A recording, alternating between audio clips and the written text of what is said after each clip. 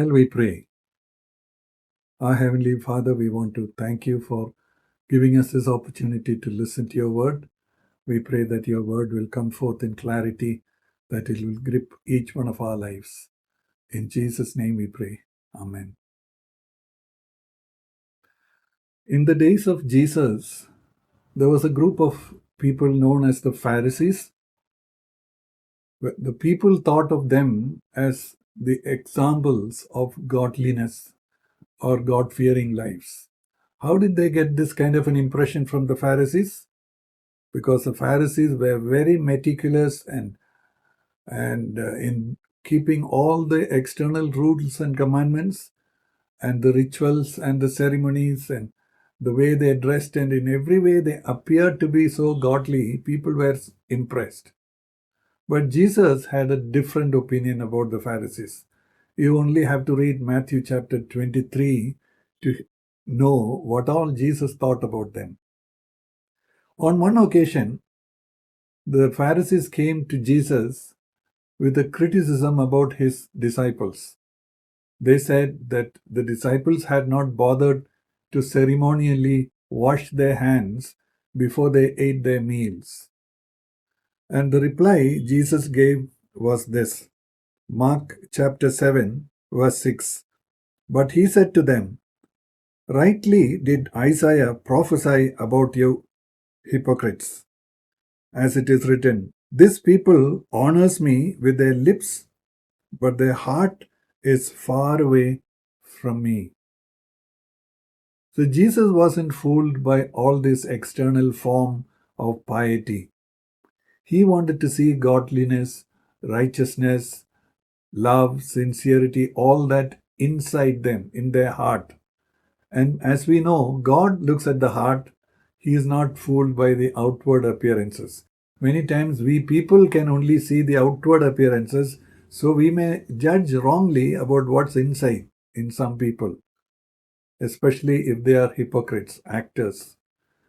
So what Jesus wants from us is not a meticulous way of keeping all the ceremonies and rituals and festivals and the way we dress and all these things. No, what Jesus wants is righteousness, holiness inside our heart and our mind.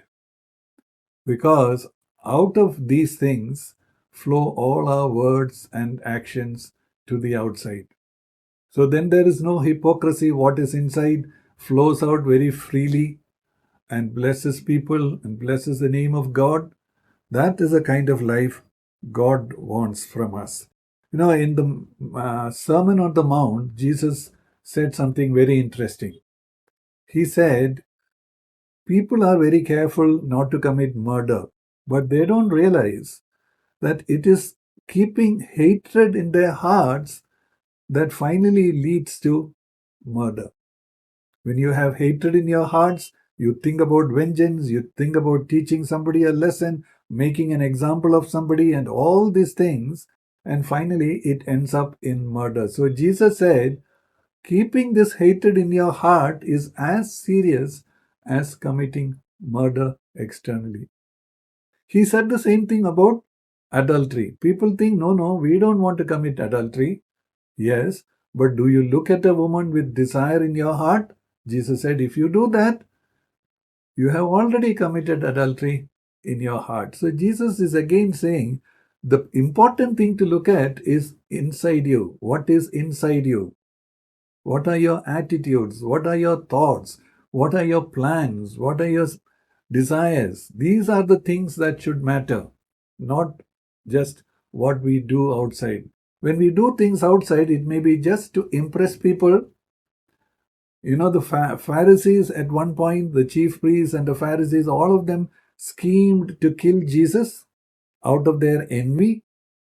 But they made it look as if they were doing the nation a great good by killing this person who was rising against the nation, apparently. So this is how different our heart can be from what people can see outside. Even now, even after being born again, many Christians They fool themselves by not looking at the inside but focusing only on their outward appearance. They say we keep the 10 commandments, we don't murder anybody, we pay tithes and we read the Bible, we pray regularly for long periods, we attend church, all these things, and they think we are godly people, God-fearing people. And generally, people also think that those who do such things are the godly ones. No, we must change our mind about this. We must come to understand that godliness is a matter of the heart. It is not what all we do outside, all the ceremonies we keep and all the festivals we keep, all these things. No, spirituality, godliness is a matter of our heart. To clarify this, Jesus explained again another time when people were thinking that if we take certain types of food, we will get defiled. But Jesus explained, no, it is not what you take inside that makes you defiled, but what comes out of your heart, that is what defiles you.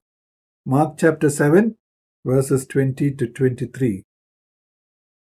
And he was saying, that which comes out of the person, that is what defiles the person. For from within, out of the hearts of people, come the evil thoughts, acts of sexual immorality, thefts, murders, acts of adultery, deeds of greed, wickedness, deceit, indecent behavior, envy, slander, pride, and foolishness. All these evil things come from within and defile the person. So this is what we have to be clear about. We should not satisfy ourselves making sure that what people can see, what we speak and what we do outside is all acceptable. No, what God wants is a level of righteousness that is deep down in our heart and in our mind.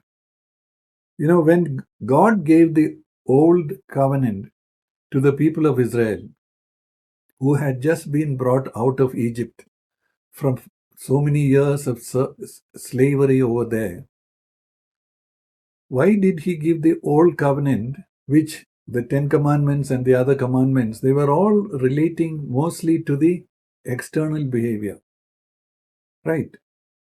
Because these people had very little idea about God himself. And they were freshly out of Egypt. They were beginning to understand about God.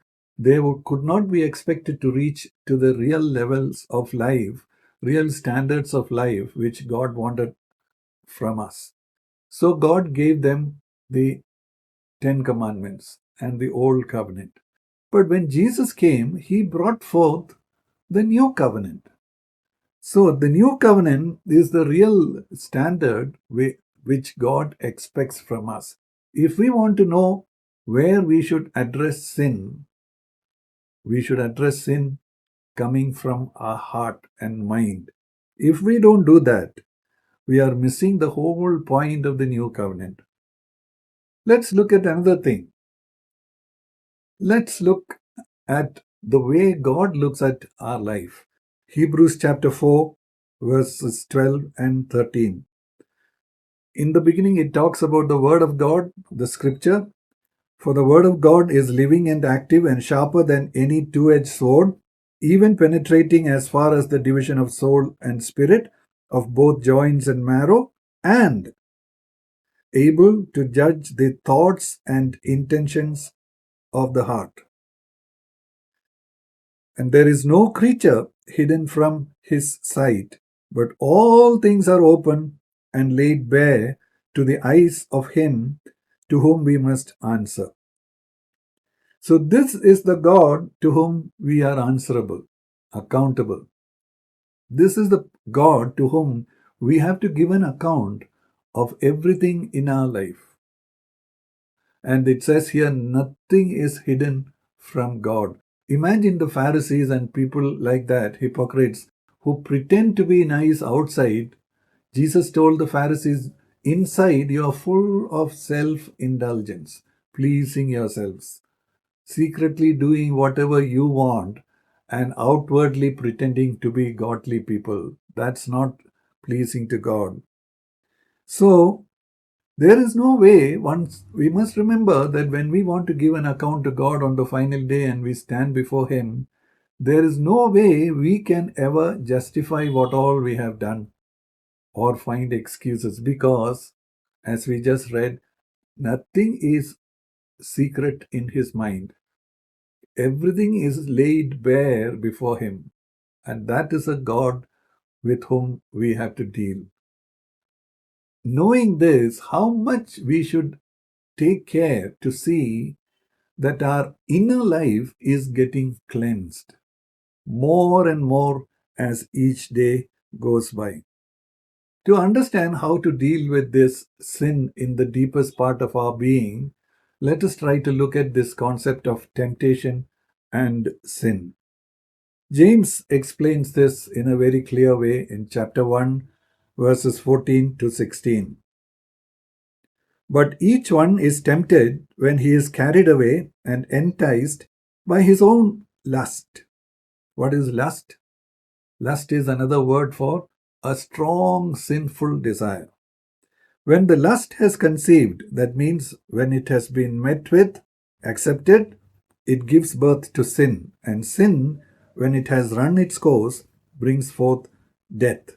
Do not be deceived, my beloved brothers and sisters. This is what James says. Don't get deceived. This is the thing that is going on. You are tempted with a certain desire, a strong desire coming to your mind. And if you agree to that desire and you yield to that desire, sin gets conceived and it brings forth its consequences. So now we have two options. When we are tempted, when we receive this enticement, this allurement to do something wrong in order to gain some pleasure for ourselves or to gain some advantage or some position or honor or something, and we yield to sinful desires, then we sin, and sin has its consequences. Not just on the final day when God places us, places people under judgment, but even now, whenever we sin, we do suffer consequences. We may receive forgiveness when we confess it to God.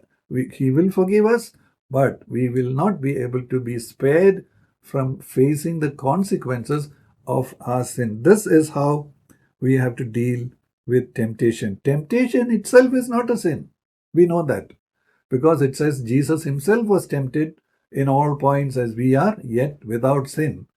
So, but what is temptation? It is an invitation to sin. Here is an offer brought to us by the devil or by the attractions of this world or with our own desires in our life. We are tempted to do something wrong.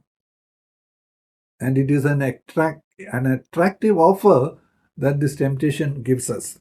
When the devil went to Jesus and he said, just bow down to me, then I'll give you all the things that you wanted, all the nations of this world. He brought him over the pinnacle of the temple and said, jump down. When the angels catch you, you will have the applause of all the people watching. So there is something attractive being offered to us if we would sin against God. That is the nature, that is the mechanism of sin. Now, what are these lusts? What are these desires? These lusts are strong desires causing us or tempting us to go beyond our normal desires in order to get extra pleasure or extra gain for ourselves. Think of it like this. See, we all need money to live on this earth. And we work hard in order to get more money, to make more money. That is normal. That is a normal desire. If we don't work hard, because we don't even have a desire to work hard, then we won't get what we need to live on this earth. But imagine if we are taken up with this money to such an extent that our whole life is propelled by this desire for money and wealth, then that becomes a god in our life. That becomes the most important thing in our life. Then it becomes a lust. Think of sexual desire. between married people. That is a normal thing, that is a pleasurable thing. Yes, it is between married people. But when our desire becomes so strong that we look for other people outside of this marriage, then it becomes a lust. Like that with every desire we have. When that goes beyond its normal limit, it becomes a lust, and these lusts are drawing us with the offer of some pleasure or some benefit, temporary benefit, but we forget that if we go after it, there is going to be a consequence which we would regret forever. Now, having said that, let's get into a little more detail. We heard about lusts. Now, the Bible explains the source of these lusts. Paul uses this word called flesh to denote the place where all these lusts are coming from. He uses the word flesh in the Greek using a word called sarx, which is different from the word he uses for body, which is soma in Greek.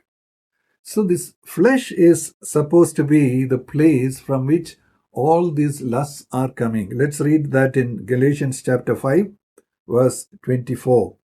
Now those who belong to Christ Jesus crucified the flesh with its passions and desires. So where are these passions and desires coming from? The flesh. So even though this word flesh is used in some contexts to refer to the body, flesh and bones and all that, yes, but in many cases in Paul's writings, it refers to the place from which these desires, sinful desires, come up. But one more thing which we notice in this verse is, who is it that has to crucify this flesh? We. Those who belong to Christ have crucified their flesh. It is not something we can ask God to do for us. It is something we desire to do and we decide to do. Let's come to a little more understanding when things will be clearer. Now, having said that we have to crucify our flesh with its lusts and desires, we must realize that God has actually empowered us to do this. Romans chapter 6, verse 6. Knowing this, that our old self was crucified with him, in order that the body of sin might be done away with, so that we would no longer be slaves to sin. Here we talk about another phrase called the old self. In some translations, it's referred to as the old man. So here it says, when Jesus died on the cross for our sins, we were in him when we died. So we were crucified with Christ on the cross on Calvary. And here it specifically says, when that happened, our old self was crucified with him. Who crucified our old self? God did it by placing us on Jesus when he was crucified for our sake. It is as if we were also crucified with him. So here it says about this old self or old man, as it is in other translations. This is not the same as the flesh. So what is this old self? So God, when he says he has crucified this old self or old man, he has given us a new self or a new man. Ezekiel chapter 36, verse 26. This is talking about the new covenant, what happens when we are born again, when we repent from our sins and trust in Jesus as our Savior, who took our sins on him and therefore died, was put to death for our sins. God gives us a new heart and a new spirit. Moreover, I will give you a new heart and put a new spirit within you. So what he has done is, he has taken away our old self, crucified it with Christ on the cross, and he has given us a new self, a new heart, and a new spirit. So what is the speciality about this new spirit? Just have to think about what happened when we were crucified with Christ. We repented from our sins, then we were identified as having been crucified with Christ. Our old self, before we were born again, what was the characteristic of that old self? We just continued in sin. We did whatever would give us pleasure or advantage. We did not bother to know whether it is sin in God's sight or not. We only tried to hide it from people, from getting found out. That was the nature of this old self who has now been crucified with Christ. And when God has given us this new self, new man, what is the characteristic? We don't want to sin anymore. So now we have been given a new nature, the nature of God who hates sin. And because of that, we now no longer want to sin. So what do we do with these sinful desires that come from our flesh? We want to crucify that. We want to keep that flesh crucified on the cross. And that is how we can have victory. The way of victory is God forgiving us all our sins. Yes, God giving us a new heart, a new man, a new self, giving us a desire to stop sinning, and helping us through the Holy Spirit to keep this flesh crucified, that its desires cannot find fruit in our life anymore. And it is a progressive thing. We call that sanctification. It doesn't happen overnight.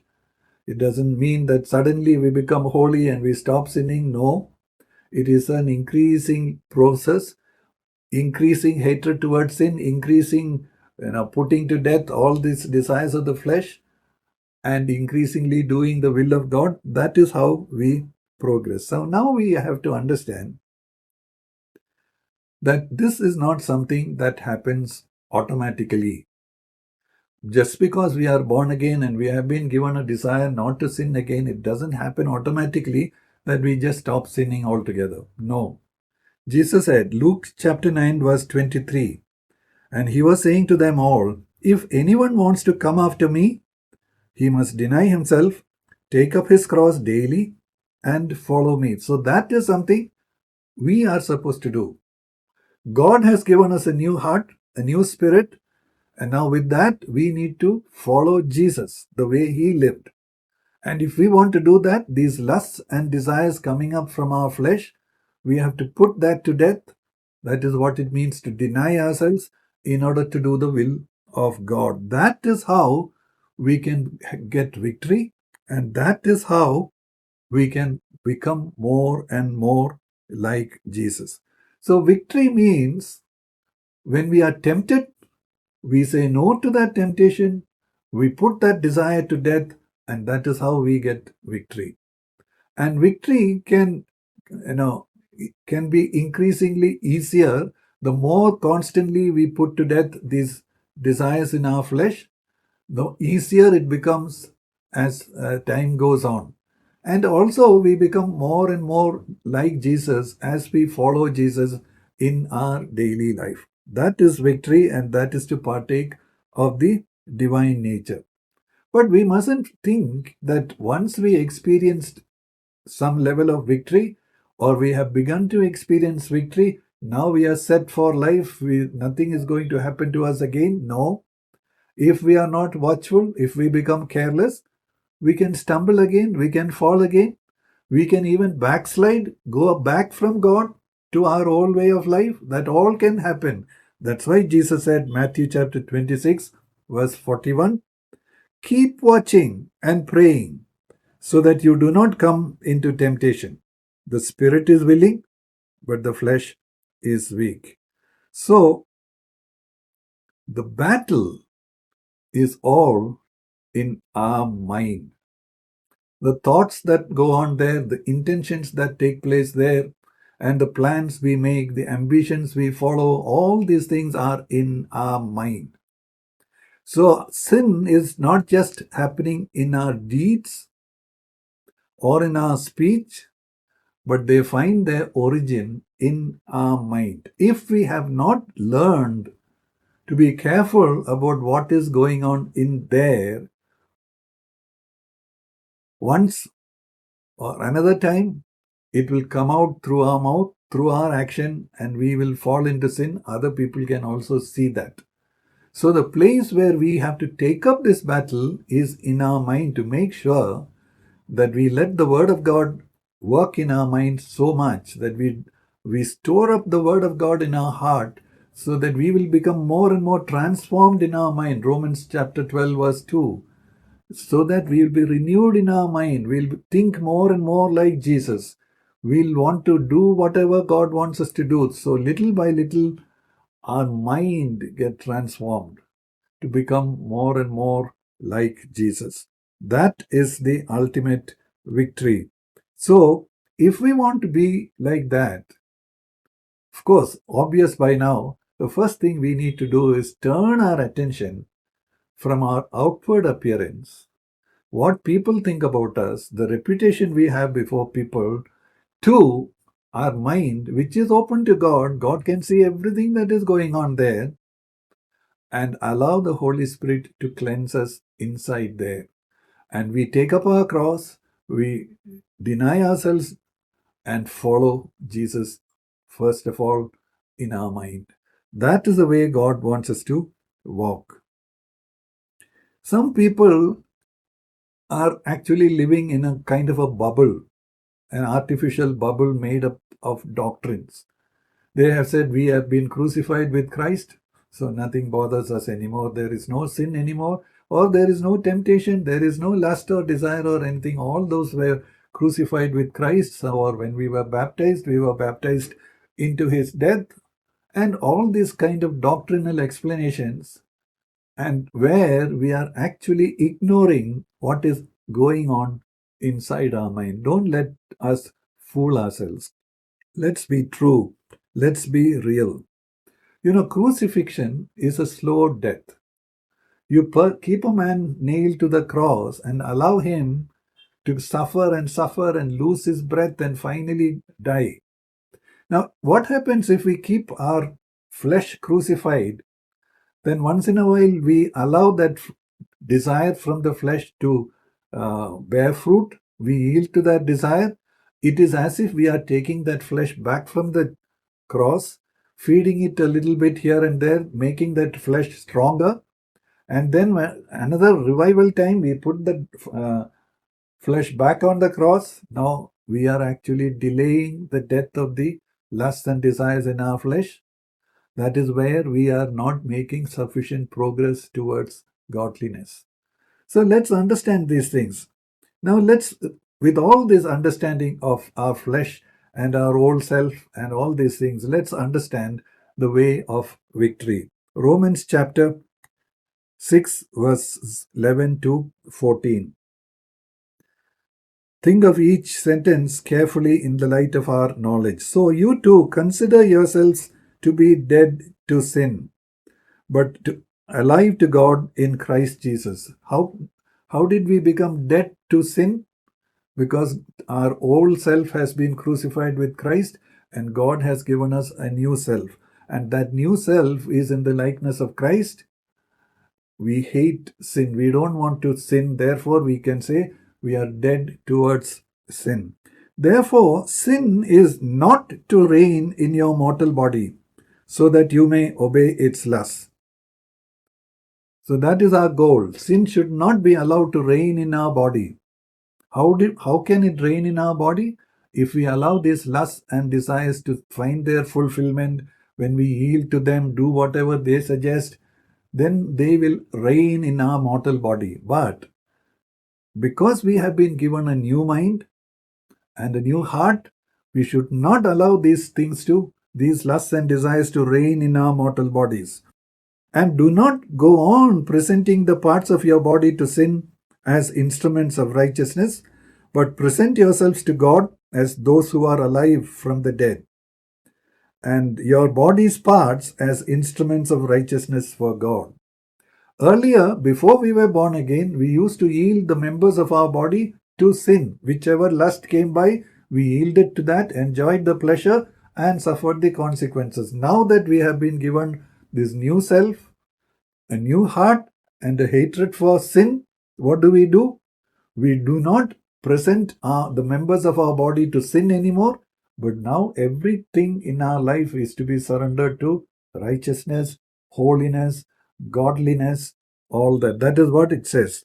Then Sin shall not be master over you, and you are not under law, for you are not under law, but under grace. We are under grace, yes, but how is sin stopping to reign over us, have dominion over us? Only when we start presenting the members of our body as members of righteousness. But if we forget that, and if we yield our members as we used to do before we were born again, now and then, sin will have dominion over us. It's not God's fault. Even though God has given us grace, it's our fault if we forget about these things and continue to live the old life because of the offer of pleasure and gain and all that these lusts are offering us. So now we are dead to sin. We were dead in sin, but God has given us life. The Holy Spirit has come upon us. God has given us life. We are not dead in sin anymore, but now God has given us a heart that is dead to sin. And because we are dead to sin, we don't want to sin anymore. Therefore, we will yield the body to righteousness and follow after Jesus, denying ourselves, taking up the cross, and all that. So, concluding, where is the battle? In our mind. It's all about what is going on in our mind. So, don't get occupied with external things, keeping the rituals, keeping the ceremonies, and being very careful about festival days and the form of prayer and breaking of bread and all these external things, reading the Bible, praying and all that. Please turn our focus to surrendering our mind to God, letting God renew our mind through the Holy Spirit and through the reading of the Word of God, letting Him cleanse us and purify us to become the people of God. May God help every one of us in this way. Amen.